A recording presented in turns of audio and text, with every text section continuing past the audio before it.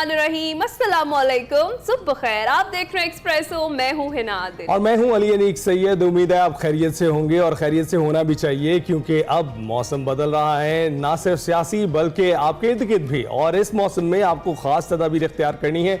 बहुत सी ऐसी चीज़ें हैं जो इस मौसम में चैलेंजेस बनकर सामने आती हैं, जिनमें से एक है ना डेंगू भी है और दूसरा स्मॉग है। आपको तैयारी करके रखनी है। इसके साथ साथ मुझे भी तैयार रहना है। मैं तो बिल्कुल लाहौर का कैसा होता है, बाकायदा मास्क पहने स्मॉग के दौरान और डेंगू से बचाव के लिए भी एहतियाती तदाबीर आपने इख्तियार करनी है। इसके अलावा है ना अभी आप देख सकते हैं वेदर नहीं चेंज हुआ उस तरीके का, लाइक रात में होता है तब्दील मौसम और अर्ली इन द मॉर्निंग फजर के टाइम में थोड़ी सी होती है खुन की, लेकिन फिर उसके बाद से वही हाल हो जाता है, धूप और गर्मी से जो कैफियत होती है। और दिन में तो इतनी गर्मी होती है कि आप अक्सर एसीज चलाकर घरों में रहते हैं, पंखे चलाकर रहते हैं, और रात में ऐसी खुनकी हो जाती है कि वही एसीज और वही पंखे फिर आपको इतना ठंडा कर देते हैं कि आपको उनको बंद करना पड़ता है। तो इसलिए एहतियात से रहें, क्योंकि ये ज़रूरी है कि अगर आप एहतियात से रहेंगे तो ही हमारा प्रोग्राम देखेंगे। और आज से भी बेहतर है वैसे। बिल्कुल, हम आपको अलर्ट कर रहे हैं भाई, शुरू में ही हमने आपको बता दी। वैसे आपके लिए आगे चलकर हमने डिटेल में बात करनी है, खासतौर पे ये जो डेंगू है ना वो बहुत ज़्यादा फैल रहा है, इस पर हमने ज़रा बात करनी है कि क्या वजह है कि केसेस जो है वो बढ़ रहे हैं, और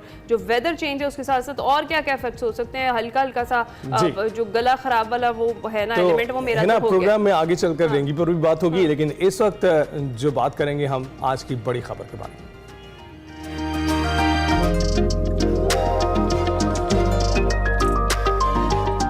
बहुत देर की मेहमा आते आते वो नतीजा, वो फैसला आखिरकार सामने आ ही गया। सुप्रीम कोर्ट की जानिब से मखसूस नशिस्तों का केस, अक्सरियती जजों का जो तफसीली फैसला है वो जारी कर दिया गया है। और आपको बताएं कि जस्टिस मंसूर अली शाह ने 70 सफ़हात पर मुश्तमिल ये तहरीरी फैसला लिखा है।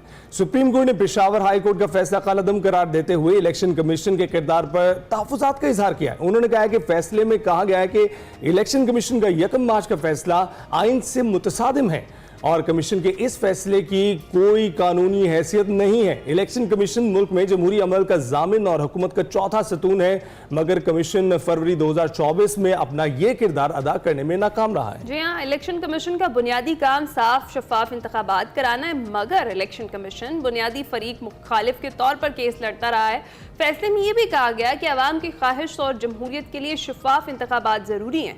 तहरीक इंसाफ कौमी असम्बली में मखसूस नशिस्तों की हकदार है और इलेक्शन कमीशन मखसूस नशिस्तों पर तहरीक इंसाफ के उम्मीदवारों को नोटिफाई करे। तफसीली फैसले में 2 जजेस के इख्तलाफी नोट पर तहफ़्फ़ुज़ात का भी इज़हार किया गया और कहा गया कि जस्टिस अमीनुद्दीन खान और जस्टिस नईम अख्तर अफ़गान ने 12 जुलाई के अक्सरियती फैसले को आइन से मुतसादिम करार दिया। जिस अंदाज में 2 जजेस ने इस अक्सरियती फैसले पर इख्तलाफ का इजहार किया वो मुनासिब नहीं है। और जो वज़ीर कानून है आज़म नज़ीर तारड़ ने प्रेस कॉन्फ्रेंस की, उन्होंने कहा कि पार्लियामान की कानून साजी सुप्रीम कोर्ट के फैसलों से बालातर है। अदालत का फैसला कानून से मुतसादिम, मजीद समाअत की ज़रूरत और कानून वाज़ेह है, आज़ाद उम्मीदवार को 3 दिन में किसी जमात में शमूलियत इख्तियार करना होती ही है।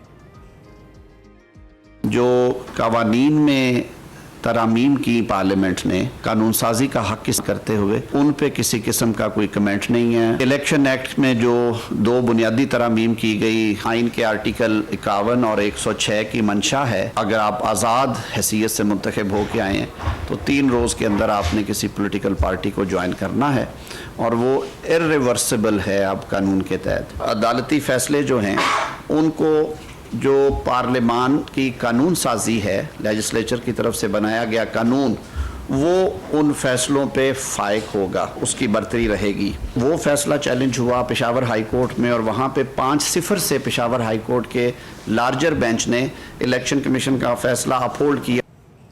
और उधर पीटीआई बैरिस्टर गौहर ने सुप्रीम कोर्ट के फैसले पर इलेक्शन कमीशन के किरदार पर सवाल उठाया है और कहा है कि इलेक्शन कमीशन फौरी हमारे 38 उम्मीदवारों को नोटिफाई करे और साथ ही रावलपिंडी में जलसे का भी ऐलान कर दिया गया है। सुप्रीम कोर्ट ने इलेक्शन कमीशन के बारे में जो ऑब्जर्वेशन दी है, ये वही ऑब्जर्वेशन है जिसका हम बारहा जिक्र करते रहे हैं। हमने यही कहा है कि इलेक्शन कमीशन किसी के कहने पे हुकूमत का अलाकार बन के अपने आज़ाद और आईनी हैसियत कंप्रोमाइज कर बैठी है। सुप्रीम कोर्ट ने डिटेल रीजन दी है। आपके किरदार पे, आपके अमल पे उन्होंने एक सवालिया निशान उठाया है। इसलिए हम भरपूर मुतालबा करते हैं इलेक्शन कमीशन से कि फिलफोर हमारे 38 हमारे बाकीमानदा MNA के फिलफोर नोटिफिकेशन किया जाए। हुकूमत इरादों से तो नहीं लगता है कि वो सुप्रीम कोर्ट के फैसले पर अमल दरामद करेगी, और इस पर मजीद बात करते हैं। हमारे साथ मौजूद हैं आज के गेस्ट सीनियर तज्जियाकार माजिद निज़ामी। माजिद, बहुत शुक्रिया हमें ज्वाइन करने के लिए। माजिद, बताइएगा, मखसूस नशिस्तों के हवाले से सुप्रीम कोर्ट का तफसीली फैसला आ गया है। सुप्रीम कोर्ट ने इलेक्शन कमीशन को बहुत क्लियर डायरेक्शन दे दी है कि तहरीक इंसाफ कौमी असम्बली में मखसूस नशिस्तों की हकदार है, लिहाजा इलेक्शन कमीशन मखसूस नशिस्तों पर तहरीक इंसाफ के उम्मीदवारों को नोटिफाई करे। और अब भी आपको लगता है कि कोई इबहाम है इसमें? जस्टिस याहिया आफरीदी का सुन्नी इत्तेहाद कौंसिल से मुतल्लिक इख्तलाफी नोट को कैसे देखते हैं आप? जी बहुत शुक्रिया। और सबसे पहले तो मैं आपको आपके मीडिया कैरियर की इस नई मंजिल पे खुशामदीद कहूंगा और आपके लिए नेक ख्वाहिशात। शुक्रिया। अब जहां तक सियासी मंजरनामे का सवाल है, तो तफसीली फैसला आने के बाद ये सारे मामलात बहुत वाजे हो चुके हैं, और वाजे इस तरह से हो चुके हैं कि सुप्रीम कोर्ट की जो डायरेक्शन है उसमें पहले भी इबहाम नहीं था, लेकिन अब उसकी डिटेल्ड जजमेंट के बाद उन्होंने वो तमाम दलाइल वजाहत के साथ पेश कर दिए कि जिसके बाद हुकूमत को, इलेक्शन कमीशन को उस पर अमल दरामद करना चाहिए। जहां तक हुकूमत के इख्तलाफ का ताल्लुक है, तो उनके दलाइल बहुत मजबूत हो सकते हैं, लेकिन जिस आइन के तहत वो ये कह रहे हैं कि पार्लियामान सुप्रीम है, उसी आइन के तहत सुप्रीम कोर्ट के तमाम फैसलों पर अमल दरामद होना चाहिए। उसमें अगर मगर की के चुनाचे की कोई गुंजाइश नहीं है। आप फैसले से इख्तलाफ कर सकते हैं, हुकूमत उसके ऊपर तनकीद भी कर सकती है, लेकिन उसके ऊपर अमल दरामद होना चाहिए। अगर ऐसा नहीं होता तो मैं समझता हूं कि ये एक बड़ा खतरनाक प्रेसिडेंट होगा जो सेट किया जाएगा, कि जिसमें रियासत के जो आईनी इदारे हैं वो अपनी हदूद से निकलते हुए तो उसकी खिलाफ वर्जी करेंगे। इसलिए मैं समझता हूं कि मुस्लिम लीग नून को चाहे ये फैसला पसंद ना आए, स्पीकर कौमी असम्बली और चेयरमैन इलेक्शन कमीशन को इस हवाले से सुप्रीम कोर्ट के फैसले पर अमल दरामद करना चाहिए। तनकीद वो कर सकते हैं, उस पर रिव्यू पिटीशन में भी जा सकते हैं, अपने खदशात का इजहार भी कर सकते हैं, लेकिन ये कहना कि अमल दरामद ही नहीं होगा, मेरे ख्याल में ये सियासी तौर पे भी और इंतजामी तौर पे एक नामुनासिब कदम होगा। अच्छा, तो माजिद निज़ामी साहब, लगता है अब आपको कि आगे, चूंकि फैसला तो आ गया है, लेकिन बहुत सारे लोग ये भी बात कर रहे हैं कि सुप्रीम कोर्ट के दीगर फैसलों पर कहाँ से अमल दरामद हुआ जो अब इस फैसले पर होगा? क्या इलेक्शन कमीशन इस फैसले पर अमल दरामद करेगा आगे? और जिस तरह से भी आपने स्पीकर की बात की, उनकी जानिब से भी कह दिया गया है कि इस फैसले की कोई बुनियादी तौर पर हैसियत नहीं है और इस तरह से नशिस्तें जो हैं नए कानून के तहत नहीं मिल सकती हैं पाकिस्तान तहरीक इंसाफ को। तो क्या लगता है आगे की क्या सूरत हाल बनने जा रही है? इस फैसले पर अमल दरामद होगा और तहरीक इंसाफ की जो पोजीशन है वो स्ट्रॉन्ग हो जाएगी? अभी तक के सियासी सूरत हाल में तो लग रहा है कि ये गर्मा गर्मी बढ़ेगी और सियासी दर्जा हरारत में इजाफा होगा। उसकी वजह यह है कि तफसीली फैसले का इंतजार किए बगैर सुप्रीम कोर्ट के 2 जज साहिबान ने जो अपना इख्तलाफी नोट जारी किया, फिर उसके बाद स्पीकर कौमी असम्बली ने तफसीली फैसले का इंतजार किए बगैर अज खुद पार्टी पोजीशन जारी करवा दी। वो बेसिकली एक मैसेज दिया गया था कि सुप्रीम कोर्ट की जानिब से जो भी डायरेक्शन आए, हम उस पर अमल दरामद की बजाय अपना एक अलहदा मौकफ रखते हैं। तो अब देखना यह है कि इलेक्शन कमीशन ऑफ पाकिस्तान, क्योंकि अभी तो सारी जराए से खबरें आ रही हैं, मफरूजात पे और इम्कानात पे बात हो रही है, तो officially election commission of Pakistan की जानिब से रद्द अमल आना अभी बाकी है, लेकिन जराए से और हुकूमती बेंचेस से जो आवाजें आ रही हैं उससे ये लगता है कि इस फैसले पर अमल दरामद नहीं होगा। अगर नहीं होता तो फिर ये सूरत हाल ज्यादा गंभीर होगी। फिर देखना ये होगा कि सुप्रीम कोर्ट किस तरह रिएक्ट करता है। क्या वो तौहीन अदालत के नोटिस सर्व करेगा? अगर वो सर्व करेगा तो किसको करेगा? क्योंकि दूसरी जानिब भी आईनी इदारे हैं, इलेक्शन कमीशन ऑफ पाकिस्तान भी आईनी इदारा है, पार्लियामान भी एक आईनी इदारा है, तो ये जंग मुझे उलझती हुई नजर आ रही है। अभी तक इसका कोई सलूशन नजर नहीं आ रहा। तो माजिद, ये बताइएगा, 18 सितंबर को PTI intra party election case की समाअत हुई थी, जिसमें इलेक्शन कमीशन हुकाम का ये कहना था कि इंट्रा पार्टी इलेक्शन तस्लीम ना करें तो पीटीआई का तंजीमी ढांचा नहीं रहेगा। और अब सुप्रीम कोर्ट ने मखसूस नशिस्तों के हवाले से जो तफसीली फैसला जारी किया है उसमें पीटीआई को सियासी जमात तस्लीम किया है। अगर election commission intra party election तस्लीम नहीं करता तो पीटीआई की सियासी हैसियत क्या होगी? जी बिल्कुल, ये बड़ा बारीक नुक्ता इसलिए है कि इसके ऊपर ये सारी डिबेट डिपेंड कर रही है। कुछ लोगों का ये ख्याल है और अदालत के अंदर भी इस पे फैसला आया कि अगर आपने किसी पार्टी से उसका इलेक्शन सिंबल ले लिया है और आपके ख्याल में कुछ टेक्निकल प्रॉब्लम्स थे, तो क्या उस इलेक्शन सिंबल लेने से आप उस पार्टी के तमाम हुकूक सल्ब कर सकते हैं कि नहीं कर सकते?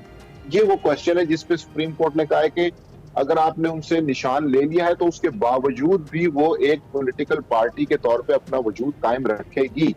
तो ये जब कौमी असेंबली के अंदर भी ये बात आ रही थी 39 MNAs और 41 MNAs वाली, और जब 2/3 अक्सरियत और तरमीम की बातें चल रही थी और MNAs तोड़े जा रहे थे, उस वक्त भी ये पॉइंट डिस्कस हो रहा था कि वो लोग जिन्होंने एफिडेविट जमा करवाया है वो किस तरफ शुमार होंगे। तो हुकूमत और इलेक्शन कमीशन डेफिनेटली इसके ऊपर अपना इख्तलाफ रखते हैं और वो इस हवाले से सुप्रीम कोर्ट के जो फैसले हैं उन पर अमल दरामद के मूड में नजर नहीं आ रहे। अच्छा। इसलिए तहरीक इंसाफ को बहरहाल बतौर सियासी जमात अभी मुश्किलात रहेंगी, क्योंकि अदलिया की जानिब से तो उन्हें रिलीफ मिल रहा है, लेकिन बाकी रियासती इदारे अभी इस तरह से नजर नहीं आ रहे। अच्छा, तो जिस तरह से आप कह रहे हैं कि लग रहा है कि अभी गर्मा गर्मी बढ़ेगी और अमल दरामद फौरी तौर पर नहीं होगा सुप्रीम कोर्ट के फैसले पर, तो क्या ऑप्शंस बचेंगी फिर हुकूमत के पास? दीगर सियासी और कानूनी तौर पर हुकूमत क्या क्या ऐसे स्टेप्स हैं जो ले सकती है अगर ये इस फैसले पर अमल दरामद नहीं करते या फिर करना पड़ता है? तो दोनों सूरतों में क्या सूरत हाल आप बनती देख रहे हैं?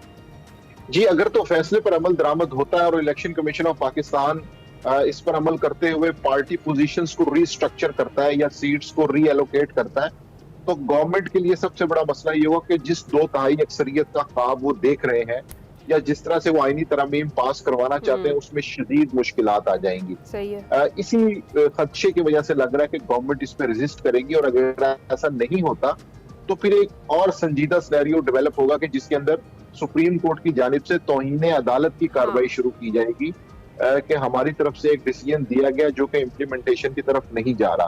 तो अब उसमें definitely government, election commission of Pakistan, speaker कौमी असेंबली, इन सब के साथ कॉरेस्पॉन्डेंस होगी और इनको हो सकता है तलब भी किया जाए। हमें याद है कि यूसुफ रजा गिलानी के केस में प्राइम मिनिस्टर ऑफ पाकिस्तान को ही नाअहल कर दिया गया था क्योंकि उन्होंने सुप्रीम कोर्ट का हुक्म मानने से इनकार किया था। तो अगर मामला उस तरफ जाता है तो फिर डेफिनेटली किसी न किसी को घर जाना पड़ेगा और ये सूरत हाल फिर पेचीदा होगी। कि बिल्कुल ये पॉइंट हम देख चुके हैं कि पाकिस्तान की सियासत में, खुसूसन पंजाब की पॉलिटिक्स में इसका बड़ा तूफान आया था। और हमें याद है कि तकरीबन 2 साल पहले हमजा शहबाज शरीफ की गवर्नमेंट आई थी, उस्मान बुज़दार साहब चले गए थे, फिर हमजा शहबाज शरीफ की गवर्नमेंट चली गई, फिर चौधरी परवेज इलाही आए। तो पंजाब में हमने देखा कि 2-3 माह के अंदर खासी तब्दीलियां हुई और फिर वो यादगार बाई इलेक्शंस भी हुए कि जिसके अंदर मुस्लिम लीग नून को पंजाब के अंदर शिकस्त का सामना करना पड़ा। तो ये सारी चीजें सुप्रीम कोर्ट के इसी फैसले से लिंक करती हैं कि जिसके अंदर ये कहा गया और पार्लिमानी पार्टी और सियासी पार्टी की तकसीम निकाली गई। फिर इसी तरह ये कहा गया कि जो लोग पार्टी क़यादत के हुक्म पे वोट नहीं करेंगे तो उनका वोट काउंट नहीं होगा। तो इस हवाले से अब एक दफा फिर ये सारी चीजें डिस्कस इसलिए हो रही हैं कि इन केस हुकूमती बेंचों की जानिब से अगर कई ऐसे अरकान को अप्रोच किया जाता है जो 2/3 अक्सरियत के लिए या आईनी तरमीम के लिए वोट डालते हैं तो फिर उनका मुस्तकबिल क्या होगा। इस हवाले से कानूनी माहिरीन की राय आएगी, अदालत इस मामले को दोबारा देखेगी। तो बहरहाल ये पाकिस्तानी सियासत का एक अहम मोड़ होगा जिसके अंदर ये फैसला किया जाएगा कि क्या अदालत ने जो पहले फैसला किया था या जो आइन के अंदर चीजें मौजूद थी उनके अंदर कितनी तब्दीली होगी और फिर डेफिनेटली उसका कौमी असेंबली पे और बाकी सूबाई असेंबलियों की कानून साजी पर बहुत अहम फर्क पड़ेगा। सही है जी, बहुत शुक्रिया। माजिद निज़ामी साहब हमारे साथ मौजूद थे। बात हो रही थी मखसूस नशस्तों के जो सुप्रीम कोर्ट का तफसीली फैसला आया उस पर। वो यही कह रहे थे कि अभी फ़िलहाल ये मामला इतनी जल्दी हल होता हुआ दिखाई नहीं दे रहा है, आगे चल के मजीद इस पर गर्मा गर्मी बढ़ सकती है। देखते हैं जी क्या सूरत हाल बनती है। अभी एक्सप्रेसो में वक्त हुआ एक छोटी सी ब्रेक का, आपने कहीं नहीं जाना क्योंकि आगे आपके लिए बहुत कुछ। Welcome back. सियासत की बात तो हो गई, अब खेल के मैदान की जानिब बढ़ते हैं और कौमी जो सबसे पसंदीदा खेल है क्रिकेट, उसकी बात करते हैं। और क्रिकेट का मुस्तकबिल तय हो रहा है जी मुत्तफिका विजन का कयाम कनेक्शन कैंप के जरिए। पीसीबी हुक्काम, कोचेस, खिलाड़ियों ने सर जोड़ लिए हैं और चेयरमैन पीसीबी मोहसिन नकवी इस सेशन की वीडियो लिंक पर क़यादत कर रहे थे। कैंप में व्हाइट बॉल टीम के कप्तान Babar Azam, head coach Gary Kirsten, red ball team के कप्तान शान मसूद और हेड कोच जेसन गिलेस्पी समेत 9 एलीट क्रिकेटर्स इकट्ठे हुए थे। और कैंप का बुनियादी मकसद मुश्तरका विजन और पाकिस्तान क्रिकेट को नुमाया करने वाली शान और बेहतरीन मकाम को दोबारा जिंदा करने के लिए रोड मैप तरतीब देना था। जी हाँ, सेशन में खिलाड़ियों और पीसीबी के दरमियान जो मजबूत ताउन है उसको फरोग देने पर तवज्जो मरकूज की गई। और पाकिस्तान क्रिकेट बोर्ड के COO सलमान नसीर ने न्यूज़ कॉन्फ्रेंस में ये बताया कि हमने क्रिकेट की बेहतरी के लिए रोड मैप बनाया है। व्हाइट बॉल टीम के हेड कोच गैरी क्रिस्टन ने कहा कि खिलाड़ियों ने टीम में प्रोफेशनलिज्म को मजीद बेहतर बनाने का अज़्म किया है।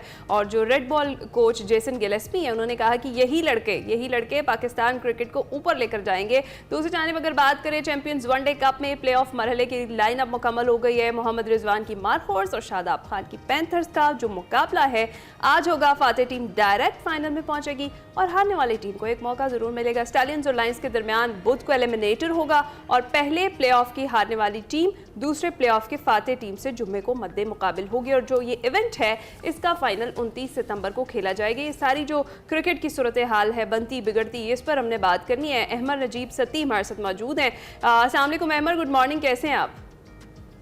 जी वालेकुम अस्सलाम, गुड मॉर्निंग आप दोनों को। जी अल्लाह का शुक्र है। अच्छा अहमद, ये जो कनेक्शन कैंप है इसका मकसद कुछ समझ में आया है? बड़ा लेसन एक यही दिया गया है प्लेयर्स को इत्तेफाक में बरकत है और जो भूला हुआ सबक है वो याद दिलाया गया। बस यही कमी रह गई थी कि एक दूसरे से उन्हें गले मिलवा देते और उनसे कहते अपनी रंजिशें जो है वो ख़त्म कर ले, क्योंकि यही एक वजह है शायद ऐसा लगता है कि जिसकी वजह से परफॉर्मेंस जो है वो नहीं बेहतर हो पा रही टीम की। आपको क्या लगता है? इत्तेफाक में बरकत है, इत्तेफाक में बरकत है, लेकिन ये बरकत कर रहा है ना, ये किसी और तरफ जा रही है। वो एक होता है ना कि एक पिंड का चौधरी ये सारे मसले वही खड़े करता है, बाद में कहता है मैं ही इस मसले का हल निकालूंगा। तो बात बड़ी दिलचस्प है। आप पूरी दुनिया में ना जो जितने प्रोफेशनल क्रिकेट बोर्ड हैं उसमें कभी एक्टिविटी नहीं देखेंगे जो यहाँ पे होता है ना, एक हर रोज एक नया तमाशा। कभी वो पिछले 1-2 माह पहले ना सारे क्रिकेटर्स को इकट्ठा कर लिया था उन्होंने कि जी आप मुझे मशवरा दें कि जी क्रिकेट कैसे आगे जा सकती है।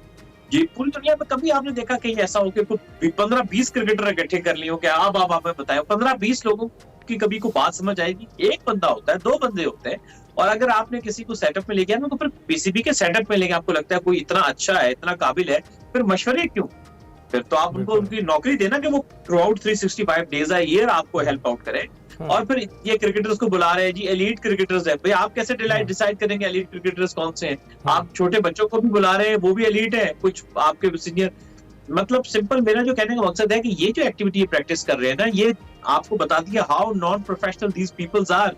कभी भारत में देखा हो, इंग्लैंड में देखा हो, ऑस्ट्रेलिया में देखा हो, साउथ अफ्रीका में देखा हो, न्यूजीलैंड में देखा हो, कोई ऐसे नहीं करता है। लेकिन ये कह रहे हैं कि जिन प्लेयर्स को नहीं मदऊ किया गया था वो ऐसी कोई परेशानी की बात नहीं है, उनसे भी राबते हैं, उनसे बातचीत चल रही है। देखिए नुक्ता एतराज ये है कि प्लेयरों को कौन बुला के पूछता है कि रोड मैप एक बनाना है? रोड मैप तो आपके जो की पोजीशन पे बैठे लोग हैं उन्होंने बनाना होता है। और ये इसका मीडिया में वावेला करना कि हम प्लेयर्स को बुला रहे हैं, हम प्रेस कॉन्फ्रेंस करेंगे, ये सिंपल है, ये सब इररिलेवेंट चीजें। देखिए आपकी क्रिकेट कैसे ठीक होगी? आपकी क्रिकेट ठीक होगी जो आपका बेसिक यूनिट्स ऑफ क्रिकेट है, जिनमें मसाइल है, जिन पे आपका तवज्जो नहीं है। जब तक वोट यानी आपकी बेसिक यूनिट क्लब क्रिकेट होती है जहां से बेसिकली प्लेयर निकलता है, उस पे इनकी जीरो फोकस। अब आप देखें आपका ये जो चैंपियंस कप में एलीट प्लेयर है 5.5 लाख रुपए ले रहे हैं, कुछ 3.5 ले रहे हैं, कुछ 2.5 ले रहे हैं। इससे नीचे जाए तो क्लब क्रिकेटर जो है वो बगैर पैसों के खेलता है। वो क्लब क्रिकेट चलाने वालों को कहते हैं आप अपनी जेब से पैसा लगाओ। उसके ऊपर डिस्ट्रिक्ट क्रिकेट में आ जाए तो उसमें भी पैसे नहीं है। सारे पैसे सारी वो जो है ये इंटरनेशनल प्लेयर है, थोड़े बहुत डोमेस्टिक एलीट प्लेयर्स हैं।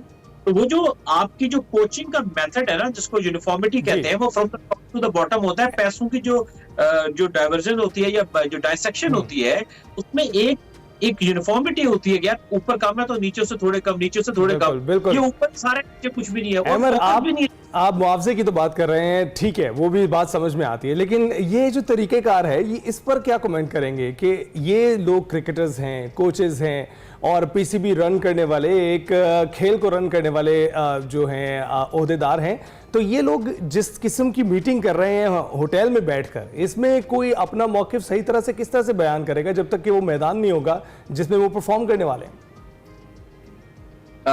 मैं इसमें ये बात कहूंगा कि ये मीटिंग से सब बेकार है, इनका कोई फायदा नहीं होता। हम तो ये एक उम्र गुजर गई है ये देखते हुए पाकिस्तान क्रिकेट बोर्ड की, क्योंकि हमेशा पाकिस्तान क्रिकेट बोर्ड में रेलिवेंट बंदा चेयरमैन बनता है तो वो इसी तरह के काम करता है, क्योंकि उसको खुद एज अ पर्सन नहीं पता होता, ग्रिप नहीं होती, तो वो इसी तरह के देखिए जो जेसन गिलिस्पी है, ये Gary Kirsten, they are highly professional people, मगर वो आपके सिस्टम में कभी भी कामयाब नहीं हो सकते जब तक उनको प्रॉपर सपोर्ट नहीं ये प्रोवाइड की मीटिंग जाएगी। इन दोनों के लिए तो नहीं थी, हाँ, जो हेड कोचेस थे। ये मीटिंग, इसका ज्यादा मकसद ये होगा कि आप हमारा एजेंडा क्या है, हमारी प्लानिंग क्या है, तो एजेंडा और प्लानिंग में आपके प्लेयरों का क्या काम है। आप देखें, ये मीटिंग एक तो क्लैरिटी करें, इसका तो कोई फ्यूचर के साथ कोई ताल्लुक नहीं। आप ये मीटिंग ज्यादा से ज्यादा कर सकते हैं, या तो आप कहेंगे हम खिलाड़ियों की सुलह सफाई वाली मीटिंग कर रहे हैं, हाँ। या तो आपका कोच हो, हेड कोच हो, आपकी टॉप ऑफिशियल्स हो और आपका कप्तान हो, जिनका तो कोई ताल्लुक होता है, मतलब ना सर है ना पैर है। सो इस तरह की मीटिंग से मैं आपको एक इन नटशेल आपको कहूं कि इनका आपको फायदा होता बेसिकली नहीं है इस तरह की मीटिंग का। और अगर आपने किसी की सुलह सफाई करानी है तो उसको पब्लिक करने की जरूरत नहीं है, ये किसी ऑर्गेनाइजेशन के इंटरनल मैटर्स होते हैं। तो मैं आपको सिंपली ये कहूंगा कि देखिए कि जो प्रोफेशनलिज्म है ना पीसीबी में, वो हमेशा लैक करता है, क्योंकि प्रोफेशनल्स की पोजीशन में है नहीं। अच्छा, चले, यानी ये जो मीटिंग थी, आपका यही ख्याल है कि कोई एजेंडा कुछ समझ में नहीं आया, सुलह सफाई वाली ज़्यादा मीटिंग लग रही थी, क्योंकि अगर इस तरह की कोई इंपॉर्टेंट मीटिंग होती तो डेफिनेटली इसके बाद जो प्रेस कॉन्फ्रेंस हुई उसके अंदर ज़रूर बताया जाता कि आगे चलकर कैप्टन कौन है या कोई तब्दीली की गई है, तो इस लिहाज से कोई भी चीज़ सामने नहीं आई। तो अभी बताएं कि आगे हमारा इंग्लैंड के खिलाफ आ रही है सीरीज़, उसके लिए क्या लगता है कि टीम हमारी तैयार है, और आपको क्या लगता है कि कौन कौन से प्लेयर्स हैं जो इस वक्त अच्छी फॉर्म में है और उन्हें स्क्वाड का हिस्सा होना चाहिए इस सीरीज में? जो तैयारी की बात है, तैयार तो है, एड्स और कमर्शियल तो कर रहे हैं, उसके लिए अच्छी खासी तैयारी है हमारी इसकी। उसमें हमेशा से रहती है अमर। बाकी तो आप ये देखिए कि बात से बात निकलती है। अब आपकी 2 टेस्ट सीरीज के बीच में ये वनडे टूर्नामेंट करा रहे हैं, यानी पहले अभी आपके साथ बांग्लादेश के साथ टेस्ट सीरीज खत्म हुई है, उसके बाद अब इंग्लैंड के साथ टेस्ट सीरीज है। How good they are, how intelligent they are. 2 test series के बीच में आपका फर्स्ट क्लास टूर्नामेंट होना चाहिए। हमेशा डोमेस्टिक सीजन शुरू होता है, वो कायदे-ए-आज़म ट्रॉफी से शुरू होता था। इन्होंने पहले वनडे टूर्नामेंट करा दिया, ये एक टूर्नामेंट है, इसके बाद अगला फिर एक और वनडे टूर्नामेंट है। यहाँ होनी चाहिए थी आपकी कायदे-ए-आज़म ट्रॉफी, ताकि इंग्लैंड की सीरीज से पहले 3-4 टेस्ट मैचेस ट्रॉफी के मैच हो जाते, तो आपके पास इनफॉर्म प्लेयर की चॉइस होती है कि यार हम किसी को रिप्लेस करें उनसे जिन्होंने पहले परफॉर्म नहीं किया।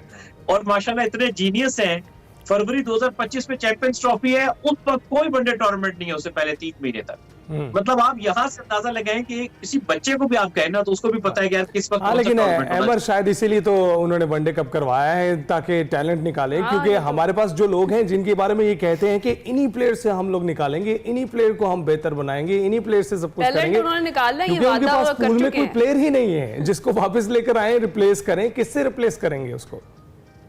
ये मेरा ख्याल है खींच के निकालेंगे टैलेंट, जिस तरह से ये निकालना चाह रहे हैं। अच्छा, वैसे बताइए कि वाकई अभी आपको लग रहा है कि इस टूर्नामेंट में से कोई वाकई टैलेंट निकलेगा, या कुछ ऐसे प्लेयर्स हैं जो स्क्वाड में अपनी जगह बना पाएंगे? खासतौर पे कामरान गुलाम जो हैं वो भी अपनी परफॉर्मेंस की वजह से काफ़ी वो दिखाई दे रहे हैं होपफुल कि वो जो है वो स्क्वाड का हिस्सा बन जाएंगे। वैसे तो इस टूर्नामेंट में जो नए लड़के बिल्कुल जिसको हाईलाइट को एक लड़का हुआ है, जैसे उसमें मैं कुछ बल्कि नाम ले लेता हूँ। एक फैसलाबाद का प्लेयर है अब्दुल समद, उसने पहले मैच में बड़ी एक धुआंधार इनिंग्स खेली थी, तो वो एक लड़का हाईलाइट हुआ है। और उसके बाद पहले से खेल रहा था लेकिन टूर्नामेंट में बहुत अच्छी बॉलिंग की है, करक से ताल्लुक है उनका, Akif Javed, left arm fast bowler, वो अच्छी बॉलिंग कर रहे हैं। बाकी जो टूर्नामेंट में बहुत सारे पोटेंशियल प्लेयर्स थे, उनको उन्होंने किसी को फिटनेस टेस्ट के नाम पे, किसी को रॉन्ग सिलेक्शन के नाम पे, किसी को मेरिट की तरजीहों के नाम पर उसने जो है वो नहीं खिलाया। तो मेरा ख्याल ये है कि वैसे मैं आपको एक बात बता दूं कि 5 टीमों का व्हाइट बॉल का जो क्रिकेट का सोच है ना, सेटअप है, बिल्कुल बेकार आइडिया। 5 टीमों पे आपका टैलेंट जो है वो आ ही नहीं सकता। आपको कम से कम 8 टीमें चाहिए, बड़ी टीमें और ज्यादा टीमें होनी चाहिए। अमर, बहुत शुक्रिया इस हवाले से आपने आगाह। और हम देख ही रहे हैं कश्मकश इस वक्त भी जारी है, रस्साकशी इस वक्त भी जारी है, और जो हमें मैदान में दिखाई दे रहा है वही हमें इन मीटिंग्स में भी दिखाई दे रहा है कि रस्साकशी वहां पर भी दिखाई दे रही है। किसको लाना है, किसको बिठाना है, किसको खिलाना है, कुछ पता नहीं चल रहा। जी, टिप्स एंड ट्रिक्स शेयर हो रहे हैं, लेकिन अमल दरामद कहीं पर नहीं हो रहा है। चलें एक्सप्रेसो में हम इसके साथ ही ब्रेक लेंगे, कुछ ही देर में वापस आते हैं। Welcome back. हमने हिकमत अमली देखी कि मैदानों में, खेल के मैदानों में क्या चल रही है, लेकिन इस वक्त आपको एक हिकमत अमली तैयार करनी है। बदलते मौसम के साथ बहुत से चैलेंजेस सामने आ रहे हैं, जिसमें सबसे पहले हमने जिक्र किया था आज के प्रोग्राम में डेंगू का। इस के हवाले से आपको बताएं कि मुल्क के मुख्तलिफ शहरों में डेंगू वायरस बेकाबू होने लगा है और रावलपिंडी में डेंगू मच्छरों के हमलों में शिद्दत आ गई है। 24 घंटों के दौरान भी कई केसेस रिपोर्ट हुए हैं और अस्पतालों में जेर इलाज मुतासर मरीजों की तादाद में भी होशरुबा इजाफा होता जा रहा है। जी हाँ, और अभी तक अगर बात की जाए तो इस साल में 1100 से ज़ायद डेंगू के केसेस रिपोर्ट हो चुके हैं। जुड़वा शहरों में भी डेंगू जो है वो फैल रहा है बहुत ज़्यादा। और इस सारी सूरत हाल पर हमने बात करनी है। हमारे नुमाइंदे जमील मिर्ज़ा हमारे साथ मौजूद है। अस्सलाम वालेकुम जमील, सबसे पहले तो बताएं कि क्या सूरत हाल है जुड़वा शहरों में डेंगू की और क्यों इतने ज़्यादा केसेस रिपोर्ट हो रहे हैं? देखें, जहाँ तक डेंगू के केसेस का सूरत हाल है तो इस वक्त रावलपिंडी के जो तीनों हॉस्पिटल हैं, Benazir Bhutto hospital, district headquarter hospital और होली फैमिली हॉस्पिटल, इसमें जो डेंगू वार्ड्स हैं इसमें मरीजों की जो है मुसलसल आमद का सिलसिला जो है वो जारी है। अगर बात की जाए कि रावलपिंडी में डेंगू आउटब्रेक की तो इसमें पोठवार टाउन का इलाका जो है उसकी यूनियन काउंसिल चक जलालुद्दीन है, जहां से सबसे ज़्यादा केसेस डेंगू के वो रिपोर्ट हो रहे हैं। अगर बात की जाए कि गुज़श्ता 24 घंटों में 47 जो हैं वो डेंगू के कन्फर्म पेशेंट आए हैं। इस सीज़न में तकरीबन 720 कन्फर्म पेशेंट आ चुके हैं, जबकि रावलपिंडी के अस्पतालों में जो डेंगू बुखार की अलामतों के साथ जो लोग आए हैं उनकी तादाद 11,000 से ज़्यादा है। 3 डेथ हो चुकी है और इस वक्त डिस्ट्रिक्ट हेल्थ अथॉरिटी और गवर्नमेंट ऑफ पंजाब के दरमियान एक जो कोऑर्डिनेशन है जिसमें कमिश्नर रावलपिंडी और डिप्टी कमिश्नर भी शामिल हैं, उसके साथ जो है उन इलाकों में जहां पे डेंगू आउटब्रेक है वहां पे फॉगिंग भी जारी है, सर्विलेंस भी की जा रही है और जहां पे केस रिस्पांस जो है उसको 100% कर दिया गया है। केस रिस्पांस से मतलब ये लेते हैं कि जहां पे डेंगू पॉजिटिव का मरीज है वहां पे IRS का स्प्रे उनके घरों के अंदर किया जाता है। इस वक्त अगर पंजाब की गवर्नमेंट के हवाले से रावलपिंडी पे फोकस देखें तो तकरीबन तमाम ही महकमों के जो सेक्रेटरी हैं, जिसमें सेक्रेटरी हेल्थ भी शामिल है और सूबाई वजीर ख्वाजा इमरान लतीफ़ जो हैं वो भी तशरीफ़ ला चुके हैं यहाँ पे और कमिश्नर रावलपिंडी जो है वो डेली हॉस्पिटल्स का भी विजिट कर रहे हैं और दूसरे जो साहबान हैं वो भी आ रहे हैं और चीफ एग्जीक्यूटिव हेल्थ अथॉरिटी जो है वो डेली ये दूसरे या तीसरे दिन ब्रीफिंग दे रहे हैं, ये बता रहे हैं कि हम किन इलाकों के अंदर क्या काम कर रहे हैं और लोगों से भी कहा जा रहा है कि वो इसमें जो है वो पार्टिसिपेट करें और अपने घरों के अंदर से जो डेंगू लार्वा है वो किसी तरीके से भी जो है वो पैदा जी। बहुत बहुत शुक्रिया, इस हवाले से आपने आगाह किया। अस्पतालों की सूरत हाल जमील बता रहे थे और ये भी बता रहे थे कि कैसे कमर कस रही है। आप भी कमर कस लीजिए, वो इकदामात जो ज़रूरी हैं इस वक्त डेंगू से बचाव के लिए वो उठाने लगें और वो करने लगें, क्योंकि ये चीज़ें काफ़ी मीडिया पर पहले से मौजूद हैं कि क्या एहतियाती तदाबीर आपको इख्तियार करनी है डेंगू से बचाव के लिए। इस वक्त आगे बढ़ते हैं। जमील मिर्जा जो है वो अपडेट कर रहे थे कि हुकूमती इकदाम इस हवाले से क्या हैं और किस बेहतर स्ट्रेटेजी के थ्रू जो है अभी गवर्नमेंट काम कर रही है, आगे चलकर पता चलेगा। फिलहाल जुड़वा शहरों की जो सूरत हाल है वो कुछ खासी अच्छी दिखाई नहीं दे रही है, क्योंकि वहां पर इसी साल में 1100 से ज़ायद केसेस जो हैं वो डेंगू के रिपोर्ट हो चुके हैं। थैंक यू जमील, आप अपडेट कर रहे थे। इसके साथ ही हम ब्रेक लेंगे। बिल्कुल ब्रेक लेंगे। लाहौर शहर सदियों से इल्म और सकाफत और फ़न का मरकज़ रहा है। इस शहर ने मुग़ल, सिख और बरतानवी दौर की अजीम तारीख़ भी देखी है और यही वजह है कि लाहौर शहर अपने हिस्टोरिकल बैकग्राउंड की वजह से पूरी दुनिया में एक ख़ास मकाम रखता है। इस वक्त मैं लाहौर के शाही किले में वाक़े खड़क सिंह की हवेली पर मौजूद हूँ। तो आइए अंदर चलते हैं, आपको इस हवेली का विजिट कराते हैं और साथ ही साथ आपको ये दिखाते हैं कि रिस्टोरेशन का काम कहाँ तक पहुँचा। तो इस वक्त हमारे साथ एज़द बिन इमरार मौजूद हैं जो कंजर्वेशनल आर्किटेक्ट हैं। इनसे आज हम बात करेंगे इस हवेली के बारे में। अच्छा एज़द, आज हम ये जानना चाहते हैं आपसे और अपने व्यूअर्स को भी दिखाना चाहेंगे कि किस हद तक काम जो है खड़क सिंह हवेली का वो कंप्लीट हो चुका है, क्या क्या इकदाम आप लोगों ने किए हैं। मैं थोड़ा सा एक्सप्लेन ये करना चाहूँगा कि हम जहाँ पर खड़े हैं ग्राउंड फ्लोर है, ठीक है, और ये अकबरी टाइम पीरियड की बिल्डिंग है, अकबर की टाइम पीरियड की, और ये पीछे जो आपके मेहराब चल रही हैं, आर्चेस चल रही हैं, फाइन ब्रिक वर्क में काम हुआ है, ये कंटिन्यूस चल रहा है टिल द एंड। ठीक है। इसके ऊपर की जो बिल्डिंग है वो हमारी 6 टाइम। अच्छा ये जो चीजें यहाँ पे पड़ी हैं, ये एक पिलर पड़ा हुआ है, जी जी, तो ये मुझे बताएं ये किस टाइम पीरियड का है। जी, जो चीजें आप डिस्प्ले में आप देख रही हैं यहाँ पे और लगी हुई, ये सबसे पहले जब बताया था कि काफी पार्टीशन के बाद ये स्टोर एज गोदाम के तौर पे था, और ये जिस तरह की पिलर्स हैं ये सारे संगम मार्बल के बने हुए सारे सॉलिड पिलर्स हैं, और ये डिफरेंट समाधि से उतरे हुए यहाँ पे रखे हुए थे जो रिपेयर्स के लिए या जो टूट गए थे उसको हमने सेव करके रखा हुआ था आर्किटेक्चर टाइम पीरियड में। अब उसको हम वापस हमने डिस्प्ले में, अब इसके हम डिस्क्रिप्शन लगाएंगे क्या चीज़ थी क्या नहीं। अब जिस तरह ये पॉट्स अब देख रही हैं, ये उस टाइम पे अंडरग्राउंड वायरिंग होती थी, पाइप्स होते थे, जो इसको हमने इसको डिस्प्ले पे किया हुआ है। और ये सारे हाथ से हैंडमेड बनी हुई चीज़ें, ये पहले हर जगह से ना खुली थी, हवा शवा का क्रॉसिंग होती थी, तो ऐसा ऐसा हर बंदे ने अपने हिसाब से उसके अंदर चुनवाइयाँ करके दोबारा बना के उसको बंद किया कि कहीं से खोला।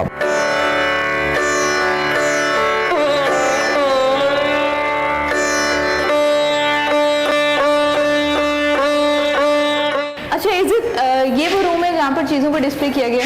जी, जिससे मैं आपको अर्ज कर रहा हूँ कि जो हम ग्राउंड फ्लोर के अंदर हैं, जिसको हम कन्वर्ट करें लाइब्रेरी के अंदर, ये वन ऑफ द हॉल्स में से है। हमारे साथ के पास 4 हॉल्स हैं। इसको हम यूज़ करेंगे एज ए रीडिंग रूम। यहाँ पे फर्नीचर आएगा, बुक्स आएंगी, और उसको हम उस तरह यूटिलाइज करेंगे स्पेस को। लाइट्स भी हमने सिर्फ 4 हुक्स के साथ एक पूरा एक लोहे की फ्रेम चलाया, और उसके ऊपर हमने लाइट इनकॉर्पोरेट कर दी गई है। इस पूरी जगह को सरकारी दफातर के तौर पर भी इस्तेमाल किया गया।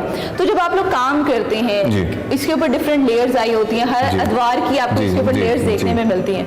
तो किस तरह से आप जो असल उसकी लेयर है, या जो सबसे पहले जिस असल फॉर्म में इस आर्किटेक्ट को बनाया जाता है, आप उस तह तक कैसे पहुंचते हैं? देखिए, सबसे पहले जो आपने बड़ा अच्छा सवाल किया, इसमें 3 लेयर्स ऑफ हिस्ट्री चली है। सबसे पहले जी मुगल चढ़ी, फिर उसके बाद जी सिख टाइम पीरियड आ गया जी, फिर उसका ब्रिटिश टाइम पीरियड आ गया, और फिर उसका पोस्ट पार्टीशन पीरियड जो हमारा इसका करंट पीरियड चल रहा है, वो चीज़ चल रही है।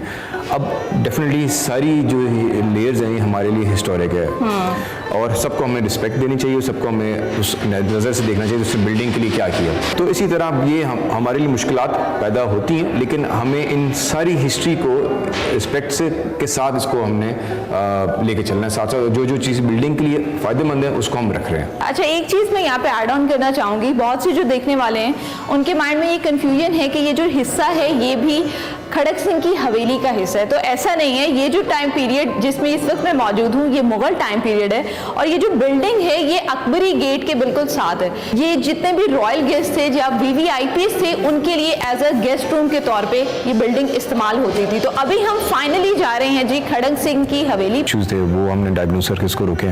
फिर इसके बाद हम जो फर्श पे हैं, इसके ऊपर तकरीबन कोई 2 फुट का डेड लोड डला हुआ था।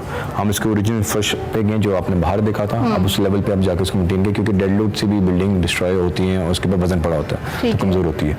और जो इसकी जो पिलर्स हैं, ब्रिटिश टाइम पीरियड के पिलर्स हैं, उसको हम थोड़ा सा और एनहांस से ब्रिटिश टाइम पीरियड के तर्ज के हमने इसको और उस तरीके से डेवलप कर रहे हैं। ठीक है, तो अभी हम एक और कमरा है उसकी तरफ चलते हैं और मजीद बात करते हैं।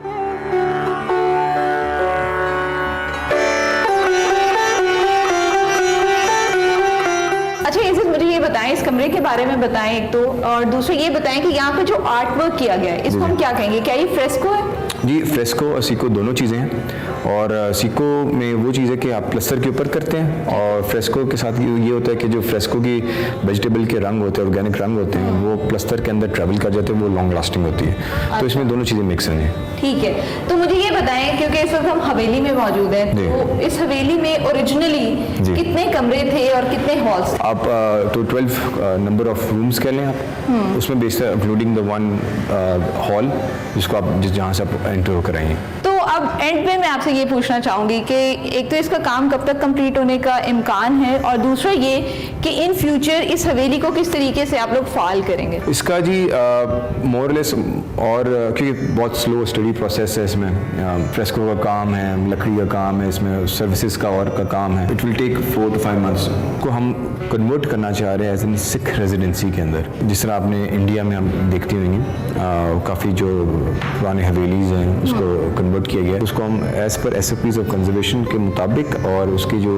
बेहतर तरीके से गाइडलाइंस के मुताबिक उसको हम आगे कोशिश करेंगे सिख रेजिडेंसी की तरफ। और इसमें अगर फर्नीचर भी जो होगा उस टाइम पीरियड का ही डिपेक्ट करेगा जो सिख टाइम पीरियड का था। मतलब यूँ तसव्वुर किया जा सकता है कि आने वाले टाइम पीरियड में जब ये काम मुकम्मल हो जाएगा तो यहाँ पर आने वाला ये महसूस कर पाएगा कि वो सिख दौर में मौजूद। बिल्कुल ऐसी जी। ज़बरदस्त, थैंक यू सो मच इज़्ज़त फॉर योर टाइम।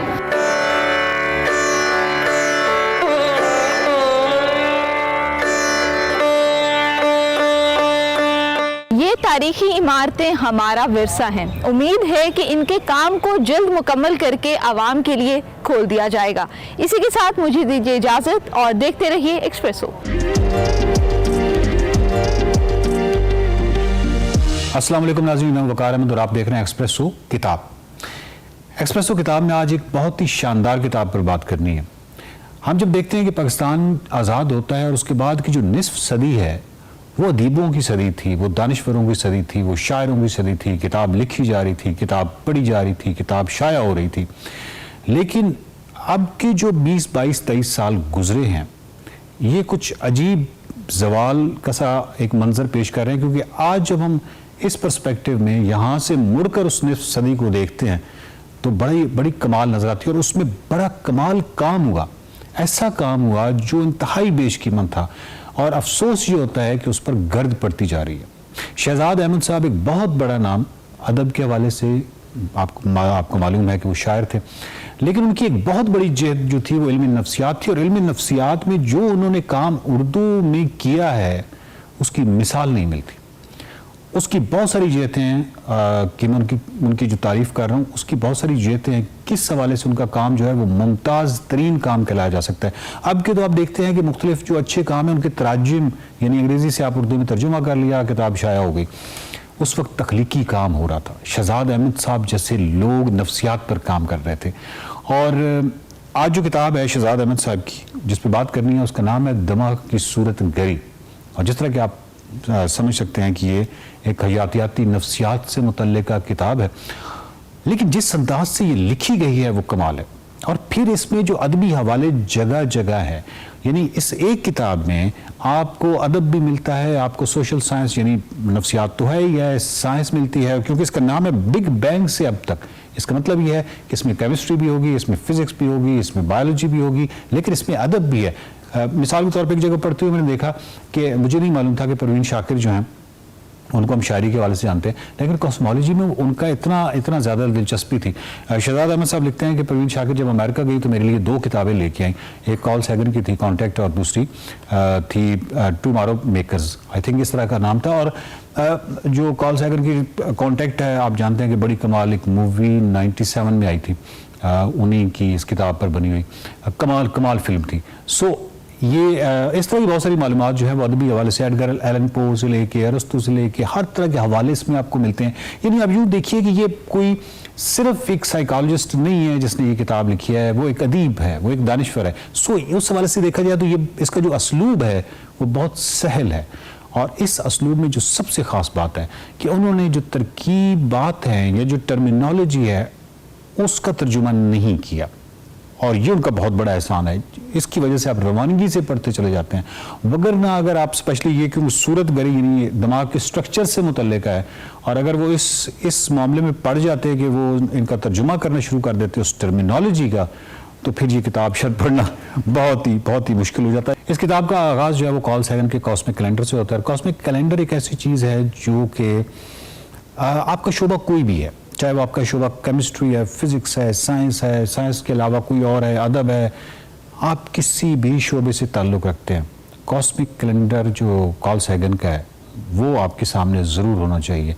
और मेरा ख्याल है कि दुनिया भर में और पाकिस्तान में निसाब का हिस्सा होना चाहिए, ताकि जो कम से कम जो जिन तासुबात का हम शिकार होते हैं उनसे निकल सकें।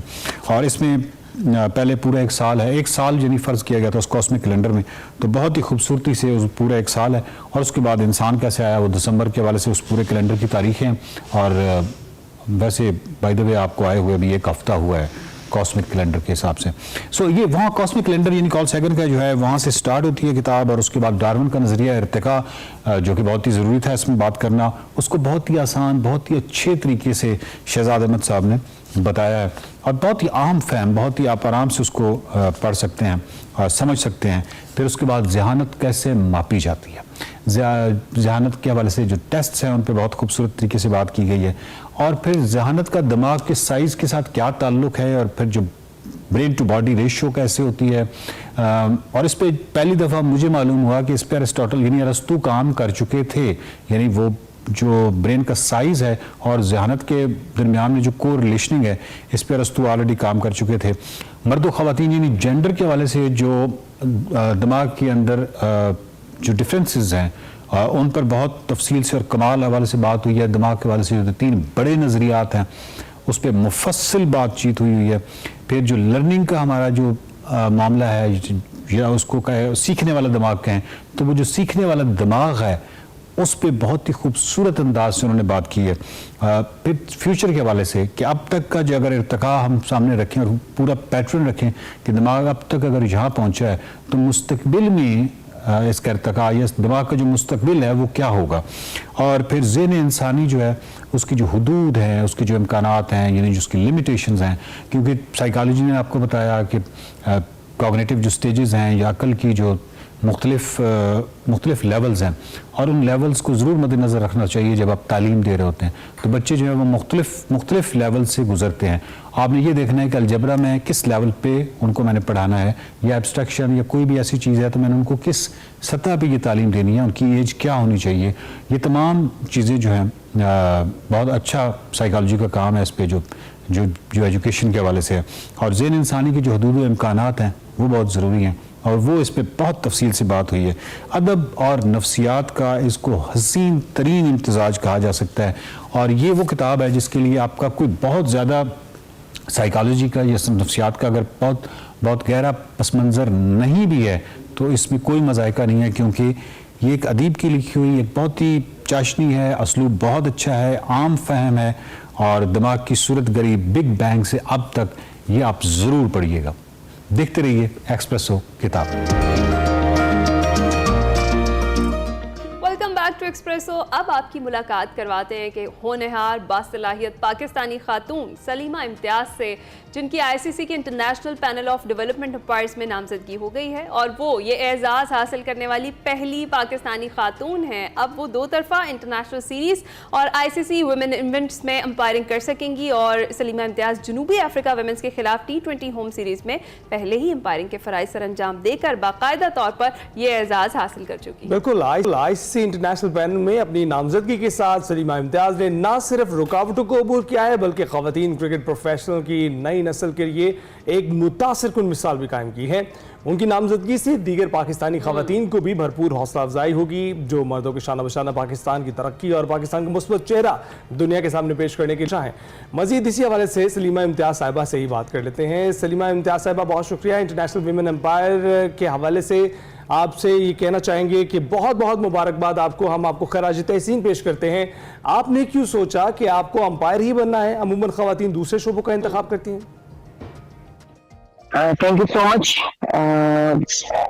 सोचा क्यों, वो तो मैं बेसिकली स्पोर्ट्स की शुरू से बहुत अच्छे से बिलोंग करती हूँ। मैं एज ए स्पोर्ट्स कोऑर्डिनेटर काम कर रही हूँ मिक्स रोल लेवल्स पे, तो स्पोर्ट्स से तो शुरू से ही लगाव रहा है मेरा। और मैंने 2005 में क्रिकेट खेली थी डोमेस्टिक लेवल पे, और 2006 में जो है वो मैंने क्रिकेट छोड़ भी खेलनी, और उस वक्त इत्तेफाक की बात है कि एम्पायरिंग कोर्स अनाउंस हुआ था, तो एक जस्ट फॉर फन उस वक्त मैंने ज्वाइन किया था, क्लासेस ज्वाइन की थी और कोर्स ज्वाइन किया था, और एज अ फन मैंने उसको शुरू तो किया था एज एम्पायर बनना। कभी बेसिकली सोचा नहीं था कि एम्पायरिंग की तरफ जाना है। आई थी मैं एक्सीडेंटली ही एक तरह से इस तरफ आई थी, और इसके बाद ये कि फिर तो बस जब सीखना शुरू किया, जब पढ़ना शुरू किया तो शौक बढ़ता चला गया, और इसी तरह बस एम्पायरिंग को प्रोफेशन के तौर पे लेना शुरू कर दिया मैंने। सही। अच्छा, ये जिस एम्पायरिंग कोर्स का आप जिक्र कर रही हैं, ये आपने कब शुरू किया, और ये जो सफ़र था आपका कितना मुश्किल था, कितना चैलेंजिंग था? एम्पायरिंग का कोर्स हुआ था 2005 में। तब मैंने एम्पायरिंग का कोर्स किया था, और पीसीबी में ऑर्गेनाइज किया था। वो इंडक्शन कोर्स था, बेसिकली एम्पायरिंग इंडक्शन कोर्स था। और सफर मुश्किल ऐसे रहा कि जाहिर सी बात है बच्चे छोटे थे, उनको छोड़ के जाना एम्पायरिंग के लिए, अपने आप को ग्रूम करना, फैमिली का वो था पीछे। लेकिन अल्हम्दुलिल्लाह ऐसी कोई मुश्किलात नहीं थी जिसके ऊपर हम कूप अप नहीं कर सकते हैं। ऐसी कोई प्रॉब्लम नहीं आई। फैमिली का बहुत सपोर्ट रहा, हमेशा से सपोर्ट था।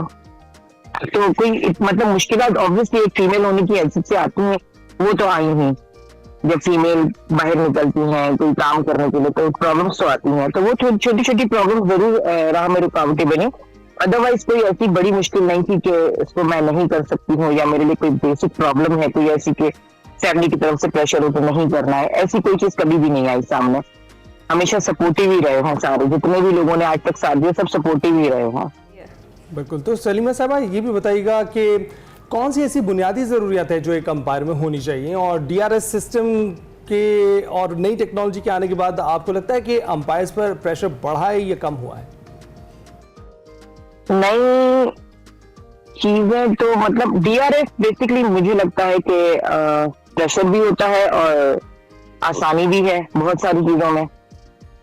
डिसीजन आपको आप वैसे भी बहुत एक्यूरेसी से डिसीजन देने चाहिए, और एम्पायर वैसे भी बहुत अच्छे डिसीजन, मतलब बहुत सारे डिसीजन ऐसे होते हैं जो एम्पायर बहुत अच्छे देते हैं।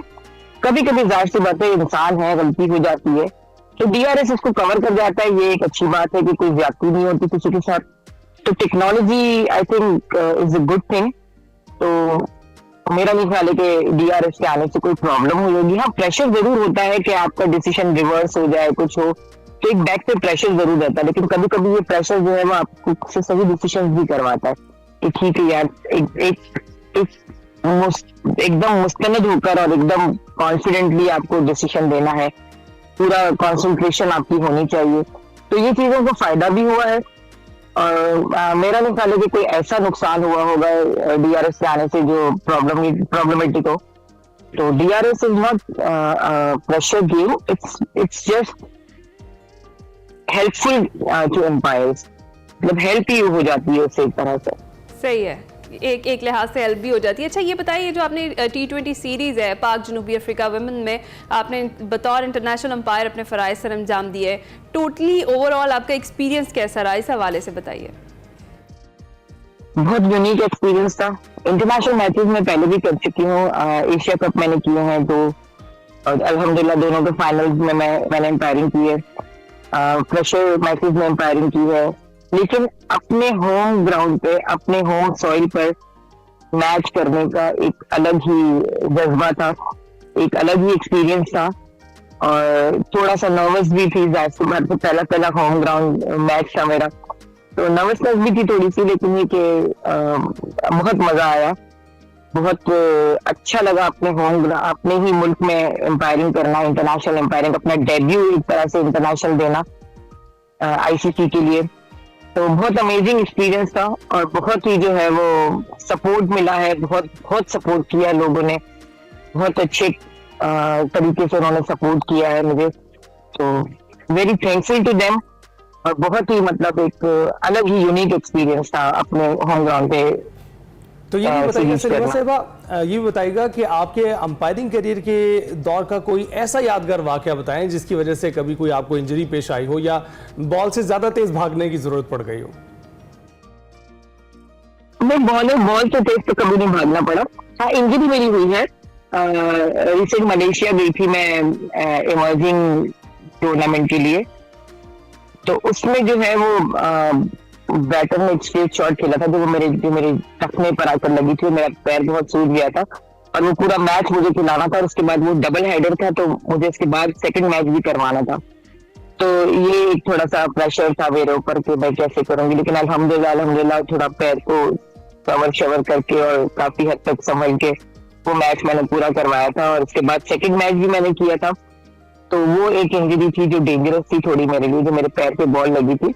और अदरवाइज उसके अलावा कोई ऐसी चीज नहीं हुई है कि कोई खतरनाक बात हुई है, बस उस पैर पे जो बॉल लगी थी वो मुझे अभी भी याद है कि बहुत अच्छे तरीके से आके लगी थी पैर पे वो बॉल। अच्छा, सही है। अच्छा, एज यू ऑल नो कि आपकी बेटी भी खेलती हैं, तो अगर कभी ऐसा हो, लेट्स अज्यूम के क्रीज पर वो मौजूद हो और हरीफ की जो गुगली है वो पैड पर लग जाए और फैसला आपके हाथ में हो, तो फिर क्या तासुरात होंगे आपके? कोई नहीं, बहुत दफा ऐसा हो चुका है कि वो क्रीज पर होती हैं और मैं एम्पायरिंग कर रही होती हूँ, तो मेरे लिए वो क्रीज पर सिर्फ एक प्लेयर है। जब मैं ग्राउंड में होती हूँ तो ग्राउंड में वो बेटी और माँ का रिश्ता नहीं होता, ग्राउंड में एम्पायर और प्लेयर का ही रिश्ता होता है।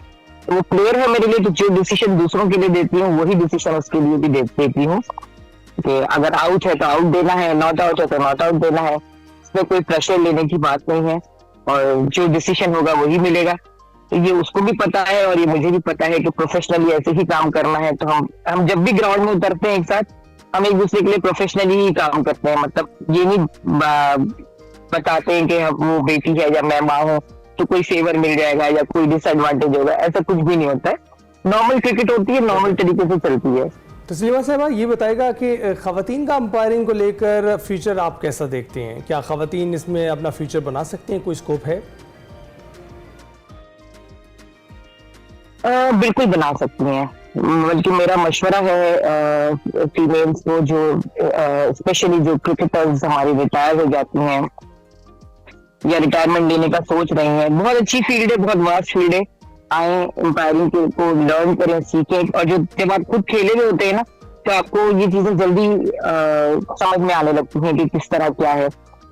तो मेरा ये मशवरा भी है उनको, और ये कि आना भी चाहिए उनको आगे, क्योंकि फील्ड बहुत अच्छी है, बहुत मजा आता है। और आप सबसे पहली बात तो ये कि आप ना फील्ड से टच में रहते हैं, उस फील्ड को छोड़ते नहीं है। ऑन फील्ड रहना, ऑन आपका एक सपना होता है कि ऑन फील्ड रहकर खेलना है, तो ये इस चीज को आप कंटिन्यूएशन में लाकर ऑन फील्ड रहकर एम्पायरिंग करते हैं तो बहुत मजा आता है। बेसिकली सारी एम्पायरिंग मजेदार होती है, टीवी एम्पायरिंग का अलग अपना एक मजा है, फील्ड एम्पायरिंग का अपना है। तो मेरा ये सबको मशवरा है कि अगर आपको इसको एज ए करियर लेना है तो एज ए करियर लेना चाहिए। बहुत अच्छी अपॉर्चुनिटी है और बहुत मौके हैं इस करियर में, बहुत आगे तक जाने के मौके। सही है, बिल्कुल ठीक है। Thank you so much Salima Imtiaz साहिबा, बेस्ट विशेस आपके फ्यूचर के लिए जनाब। इंटरनेशनल क्रिकेट की पहली खातून अंपायर सलीमा इम्तियाज एक्सप्रेसो में आज हमारी मेहमान बनी थी और वो अपने एक्सपीरियंस ओवरऑल शेयर कर रही थी कि ऐसा महसूस कैसे होता है, और जो दिलचस्प वाकयात थे इस हवाले से वो भी हमारे साथ शेयर कर रही थी। मैं उनको भी बल्कि वो तमाम खवातीन जो हमारे माशरे में रहते हुए इक़दार के साथ भी चल रही हैं और अपनी फैमिलीज को लेकर भी आगे बढ़ रही हैं और प्रोफेशनल को भी आगे लेकर बढ़ रही हैं, उसमें ना सिर्फ सलीमा साहिबा बल्कि आप भी हर मैदान में खवातीन जनाब अपनी सलाहियतों का लोहा मनवा रही हैं। बिल्कुल ऐसा ही है। और अगर अपनी विमेन क्रिकेट टीम की बात कर लें जाते जाते, तो T20 वर्ल्ड कप में शिरकत के लिए लाहौर से दुबई पहुंच गई है जी हमारी टीम। आज प्रैक्टिस करेगी। कौमी टीम ने फातिमा सना की क़यादत में अरब अमारात में डेरे डाल लिए हैं। इवेंट से पहले 28 को स्कॉटलैंड और 30 सितंबर को बांग्लादेश के खिलाफ 2 वार्म अप मैचेस शेड्यूल है। जबकि ग्रुप ए में अगर बात करें तो शामिल कौमी टीम अपना पहला मैच श्रीलंका के खिलाफ 3 अक्टूबर को शारजा और भारत के खिलाफ 6 अक्टूबर को दुबई में खेलेगी। और इवेंट की फातेह टीम को 65 करोड़ से ज्यादा पाकिस्तानी रुपए मिलेंगे। 65 करोड़ से ज्यादा, सोचे जरा। जबकि 9वीं और 10वीं नंबर पर आने वाली टीमों को भी फीकस 1 करोड़ 87 लाख से ज्यादा पाकिस्तानी रुपए दिए जाएंगे। तो फिर कर दिखाइए और फिर ये जरूर हमारी बेस्ट विशेस लाइए। हमारी बेस्ट विशेस हमारी विमेन टीम के साथ भी हैं जी। हम इनको भी उसी तरीके से सपोर्ट करते हैं, क्योंकि क्रिकेट लवर्स हैं तो क्रिकेट जहां भी खेली जा रही होगी उसे हम पसंद करेंगे। इसी के साथ ही एक्सप्रेसो में आज का हमारा साथ आपके साथ खत्म हुआ। आपसे मुलाकात होगी कल। अपना ख्याल रखिएगा, फीडबैक जरूर दीजिएगा। अल्लाह हाफिज।